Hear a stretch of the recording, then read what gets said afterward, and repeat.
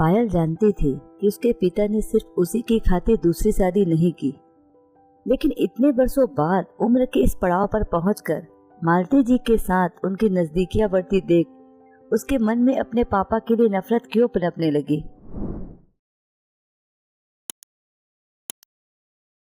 आज मैंने वह सब देखा जिसे देखने की मैं कल्पना भी नहीं कर सकती थी। कॉलेज से घर लौटते समय मुझे डैडी अपनी कार में एक बेहद खूबसूरत औरत के साथ बैठे दिखाई दिए। जिस अंदाज में वह औरत डैडी से बात कर रही थी, उसे देखकर कोई भी अंदाजा लगा सकता था कि वह डैडी के बेहद करीब थी। 12 साल पहले जब मेरी माँ की मृत्यु हुई थी, तब सारे रिश्तेदारों ने डैडी को दूसरा विवाह करने की सलाह दी थी, लेकिन डैडी ने सख्ती से मना करते हुए कहा था कि मैं अपनी बेटी पायल के लिए दूसरी माँ किसी भी सूरत में नहीं लाऊंगा, और डैडी अपने वादे पर आज तक कायम रहे थे। लेकिन आज अचानक ऐसा क्या हो गया था जो वह एक औरत के करीब होकर मेरे वजूद को उपेक्षा की गर्म सलाखों से भेद रहे थे। मुझे अच्छी तरह से याद है कि मम्मी और डैडी के बीच कभी नहीं बनी थी। मम्मी के खानदान के मुकाबले में डैडी के खानदान की हैसियत कम थी, इसलिए मम्मी बात बात पर अपनी अमीरी के किस्से बयान करके डैडी को मानसिक पीड़ा पहुंचाया करती थी। मेरी समझ में आज तक यह बात नहीं आई कि जब डैडी और मम्मी के विचार आपस में मिलते नहीं थे, तब डैडी ने उन्हें अपनी जीवन संगिनी क्यों बनाया था। कॉलेज से घर आते ही दाई माँ ने मुझसे चाय के लिए पूछा तो मैं उन्हें मना कर अपने कमरे में आ गई और अपने आंसुओं से तकिए को भिगोने लगी। 5 बजे के आसपास डैडी का फोन आया तो मैं अपने गुस्से पर जबरन काबू पाते हुए बोली, डैडी इस वक्त आप कहाँ हैं? बेटे इस वक्त मैं अपनी कार ड्राइव कर रहा हूँ, डैडी बड़े प्यार से बोले। आपके साथ कोई और भी है? मैंने शक भरे अंदाज में पूछा।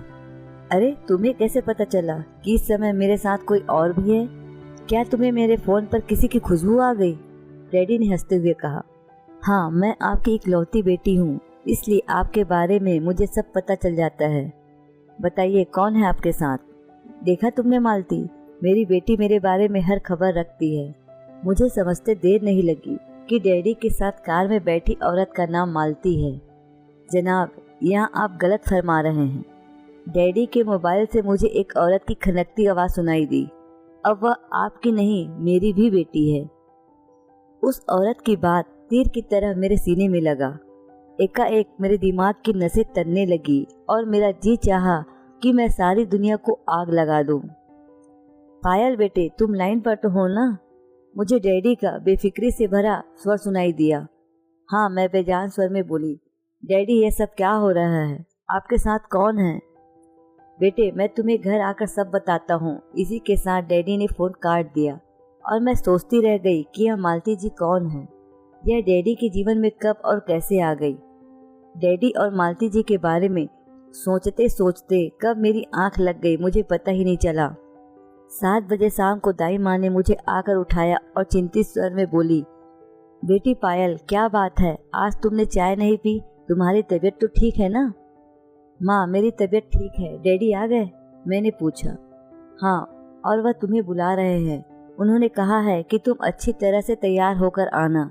इतना कहकर दाई माँ कमरे से बाहर निकल गई। थोड़ी देर बाद मैं ड्राइंग रूम में आई तो मुझे सोफे पर वही औरत बैठी दिखाई दी जिसे आज मैंने डैडी के साथ उनकी कार में देखा था। मालती यह है मेरी बेटी पायल। डैडी उस औरत से मेरा परिचय कराते हुए बोले। न चाहते हुए भी मेरा हाथ नमस्कार करने की मुद्रा में जुड़ गए। जीती रहो। वह खुद ही उठकर मेरे करीब आ गई और फिर मेरा चेहरा अपने हाथों में लेकर उन्होंने मेरे माथे पर एक प्यारा सा चुंबन अंकित कर दिया। अगर मेरी कोई बेटी होती तो वह बिल्कुल तुम्हारे जैसी होती। सच में तुम बहुत प्यारी हो। मालती यह भी तो तुम्हारी बेटी है। डैडी हंसते हुए बोले। डैडी के ये शब्द पिघले शीशे की तरह मेरे कानों में उतरते चले गए। मेरा जी चाहा कि मैं अपने कमरे में जाऊं और खूब फूट फूट कर रोऊं। आखिर डैडी ने मेरे विश्वास का खून जो किया था। बेटी तुम करती क्या हो? मालती जी ने मुझे अपने साथ बैठाते हुए पूछा। उस वक्त मेरी हालत बड़ी अजीब सी थी। जिस औरत से मुझे नफरत करनी चाहिए थी वह औरत मेरे वजूद पर अपने आप छाती जा रही थी। मैं उन्हें अपनी पढ़ाई के बारे में बताने लगी। हम दोनों के बीच बहुत देर तक बातें हुई। दाई माँ देखो तो कौन आया है। डैडी ने दाई माँ को आवाज दी। मैं जानती हूँ कौन आया है। दाई माँ ने वहाँ चाय की ट्रॉली के साथ कदम रखा। अरे दाई माँ आप? मालती जी उन्हें देखते ही खड़ी हो गई। चाय की ट्रॉली मेज पर रखकर दाई माँ उनकी तरफ बढ़ी। फिर दोनों प्यार से गले मिले तो मैं दोनों को उलझन भरी निगाहों से देखने लगी। मालती जी का इस घर से पूर्व में गहरा संबंध था, यह बात तो मैं समझ गई थी, लेकिन कोई सिरा मेरे हाथों में नहीं आ रहा था। दाई माँ आप इन्हें जानती हैं? मैंने हैरत भरे स्वर में दाई माँ से पूछा। दाई माँ के बोलने से पहले ही डैडी बोल पड़े। बेटी मालती जी का इस घर से गहरा संबंध रहा है। हम दोनों एक ही स्कूल और कॉलेज में पढ़े हैं। तभी मालती जी ने डैडी को इशारा किया तो डैडी ने फौरन अपनी बात पलटी और सबको चाय पीने के लिए कहने लगे। अब मेरी समझ में कुछ कुछ आने लगा था कि मम्मी डैडी के बीच ऐसा क्या था जो वे एक दूसरे से बात तो दूर देखना तक पसंद नहीं करते थे। निसंदेह डैडी शादी से पहले इस मालती जी से प्यार करते थे। चाय पीने के दौरान मैंने मालती जी से काफी बातें की। वह बहुत ज़हीन थी। वह हर विषय पर खुलकर बोल सकती थी। उनकी नॉलेज को देखकर मेरी उनके प्रति कुछ देर पहले जब नफरत की बर्फ तेजी से पिघलने लगी। उनकी बातों से मुझे यह भी पता चला कि वह एक प्रोफेसर थी। कुछ साल पहले उनके पति का देहांत हो गया था। उनका अपना कहने को इकलौता बेटा था जो बिजनेस के सिलसिले में कुछ दिनों के लिए लंदन गया हुआ था। रात का डिनर करने के बाद जब मालती जी गई तो मैं अपने कमरे में आ गई। मैं बिल्कुल नहीं चाहती थी कि इस उम्र में डैडी मालती जी से शादी करके दीन दुनिया की नज़र में उपहास का पात्र बने। सुबह टेलीफोन की घंटी से मेरी आंखें खुली। मैंने फोन उठाया तो मुझे मालती जी की मधुर आवाज़ सुनाई दी। स्वीट बेबी, मैंने तुम्हें डिस्टर्ब तो नहीं किया? नहीं आंटी जी, मैं जरा संभल कर बोली।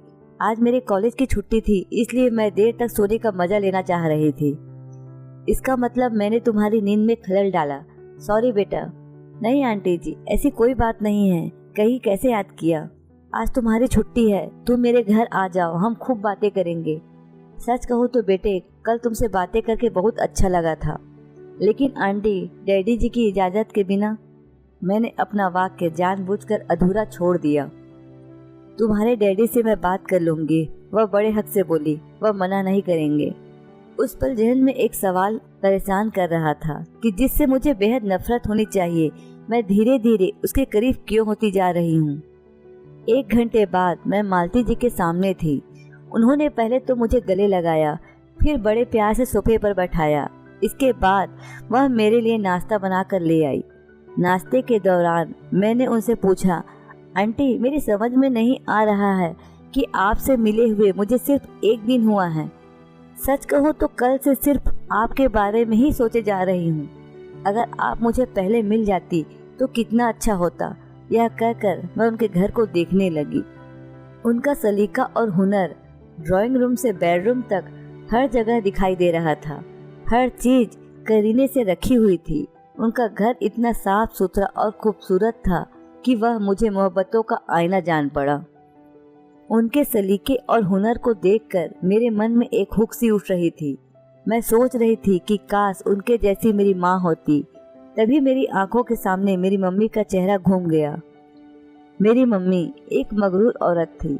उन्होंने अपनी जिंदगी का ज्यादातर वक्त डैडी से लड़ते हुए बिताया था। मेरी मम्मी ने बेशक मेरे डैडी के शरीर पर कब्जा कर लिया था, लेकिन वह उनके दिल में जगह नहीं बना पाई थी, जो कि एक स्त्री अपने पति के दिल में बनाती है। अब मालती जी की जिंदगी एक खुली किताब की तरह मेरे सामने आ गई थी। उनके दिल के किसी कोने में मेरे डैडी के लिए जगह जरूर थी, लेकिन उन्होंने डैडी से शादी क्यों नहीं की थी, यह बात मेरी समझ से बाहर थी। शाम होते ही डैडी मुझे लेने आ गए। रास्ते में मैंने उनसे पूछा, डैडी अगर आप बुरा ना माने तो मैं आपसे एक बात पूछ सकती हूँ? डैडी ने बड़ी हैरानी से मुझे देखा, फिर आहत भाव से बोले, बेटे मैंने आज तक तुम्हारी किसी भी बात का बुरा माना है जो आज तुम ऐसी बात कर रही हो? तुम जो पूछना चाहती हो पूछ सकती हो, मैं तुम्हारी किसी बात का बुरा नहीं मानूंगा। आप मालती जी से प्यार करते हैं ना? मैंने बिना किसी भूमिका के कहा। डैडी पहले काफी देर तक चुप रहे, फिर एक गहरी सांस छोड़ते हुए बोले, यह सच है कि एक वक्त था जब हम दोनों एक दूसरे को हद से ज्यादा चाहते थे और हमेशा के लिए एक दूसरे का होने का फैसला कर चुके थे। ऐसी बात थी तो आपने एक दूसरे से शादी क्यों नहीं की? क्योंकि तुम्हारे दादा ने मुझे मालती जी से शादी करने के लिए मना किया था। तब मैंने अपने माँ बाप की मर्जी के बिना घर से भागकर मालती से शादी करने का फैसला किया, लेकिन उस वक्त मालती ने मेरा साथ नहीं दिया था। तब उसका यही कहना था, हमारे माँ बाप के हम पर बहुत एहसान है, हमें उनके एहसानों का सिला उनके अरमानों का खून करके नहीं देना चाहिए। उनकी खुशियों के लिए हमें अपने प्यार का बलिदान करना पड़ेगा। मैंने तब मालती को काफ़ी समझाया, लेकिन वह नहीं मानी, इसलिए हमें एक दूसरे की ज़िंदगी से दूर जाना पड़ा। कुछ दिन पहले ही वह मुझे एक पार्टी में नहीं मिलती तो मैं उससे तुम्हारी मम्मी कभी नहीं बना पाता। आज की तारीख में उसका एक ही लड़का है जिसे मालती के तुम्हारी मम्मी बनने से कोई ऐतराज नहीं है। लेकिन डैडी, मुझे ऐतराज है, मैं कड़े स्वर में बोली। क्यों? डैडी के भवे तन उठी। क्योंकि मैं नहीं चाहती कि आपकी जग हंसाई हो। मुझे किसी की परवाह नहीं है, डैडी सख्ती से बोले।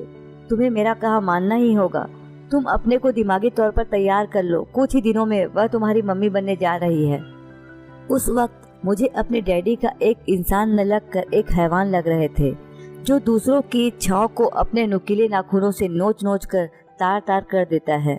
2 दिन पहले ही मालती जी का इकलौता बेटा प्रेम लंदन से वापस लौटा तो उन्होंने उससे सबसे पहले मुझे मिलवाया। प्रेम के बारे में मैं केवल इतना ही कहूँगी कि वह मेरे सपनों का राजकुमार है। मैंने अपने जीवन साथी की जो कल्पना की थी हूबहू प्रेम जैसा ही था। कितनी अजीब बात है, जिस बाप को शादी की उम्र की दहलीज पर खड़ी अपनी औलाद के हाथ पीले करने के बारे में सोचना चाहिए, वह बाप अपने स्वार्थ के लिए अपनी औलाद की खुशियों का खून करके अपने सिर पर सेहरा बांधने की सोच रहा है। आज मालती जी खरीदारी के लिए मुझे अपने साथ ले गई थी। मैं उनके साथ नहीं जाना चाहती थी, लेकिन डैडी के कहने पर मुझे उनके साथ जाना पड़ा। शॉपिंग के दौरान जब मालती जी ने एक नई नवेली दुल्हन के कपड़े और जेवर खरीदे तो मुझे उनसे भी नफरत होने लगी थी। मैंने मन ही मन निश्चय कर अपनी डायरी में लिख दिया कि जिस दिन डैडी अपने माथे पर सेहरा बांधेंगे उसी दिन इस घर से मेरी अर्थी उठेगी। आज मुझे अपने नसीब पर रोना आ रहा था और हंसना भी। रोना इस बात पर आ रहा था कि मैंने जो सोचा था वह हुआ नहीं और जो मैंने नहीं सोचा था वह हो गया। यह बात मुझे पता चल गई थी कि डैडी का मालती जी को मेरी माँ बनाने का फैसला आने वाले दिन 28 नवंबर को करना था और यह विवाह बहुत सादगी से गिने चुने लोगों के बीच ही होना था। 28 नवंबर को सुबह होते ही मैंने खुदकुशी करने की पूरी तैयारी कर ली थी। मैंने सोच लिया था कि डैडी जैसे ही मालती आंटी जी के साथ 7 फेरे लेंगे वैसे ही मैं अपने कमरे में आकर पंखे से लटक कर फांसी लगा लूंगी। दोपहर को जब मैं अपने कमरे में मायूस बैठी थी तभी दाई माँ ने कुछ सामान के साथ वहाँ कदम रखा और धीमे स्वर में बोली, ये कपड़े तुम्हारे डैडी की पसंद के हैं जो कि उन्होंने मालती बेटी से खरीदवाए हैं। उन्होंने कहा कि तुम जल्दी से ये कपड़े पहनकर नीचे आ जाओ। मैं दाई माँ से कुछ पूछ पाती इससे पहले ही वह कमरे से बाहर निकल गई और कुछ लड़कियाँ मेरे कमरे में आकर मुझे संवारने लगी। थोड़ी देर बाद मैंने ड्राइंग रूम में कदम रखा तो वहाँ काफ़ी मेहमान बैठे हुए थे। मेहमानों की गहमा गहमी देखकर मेरी समझ में कुछ नहीं आया। मैं सोफे पर बैठी ही थी कि वहाँ मालती जी आ गई। उनके साथ प्रेम नहीं आया था। रोहन, हमें इजाज़त है? उन्होंने डैडी से पूछा। हाँ हाँ, क्यों नहीं, यह रही तुम्हारी अमानत, इसे संभाल कर रखिएगा, डैडी भावुक स्वर में बोले। तभी वहाँ प्रेम ने कदम रखा जो दूल्हा बना हुआ था। मेरा सिर घूम गया। मैंने उलझन भरी निगाहों से डैडी की तरफ देखा तो वह मेरे करीब आकर बोले, मैंने तुमसे कहा था ना कि मैं मालती आंटी को तुम्हारी मम्मी बनाऊंगा। आज से मालती आंटी तुम्हारी मम्मी हैं, इन्हें हमेशा खुश रखना। एकाएक मेरी रुलाई फूट पड़ी। मैं डैडी के गले लग गई और फूट फूट कर रोने लगी। इसके बाद पवित्र अग्नि के 7 फेरे लेकर मैं प्रेम की हमसफर और मालती जी की बेटी बन गई।